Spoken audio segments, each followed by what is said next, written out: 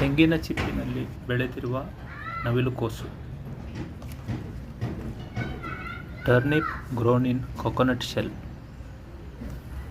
You can grow it in very less space also. Turnip seeds are available in agriculture stores. ತುಂಬ ರುಚಿಕರವಾದ ನವಿಲುಕೋಸನ್ನು ನೀವು ಮನೆಯಲ್ಲೇ ಬೆಳೆಯಬಹುದು without any chemicals used or any pesticides.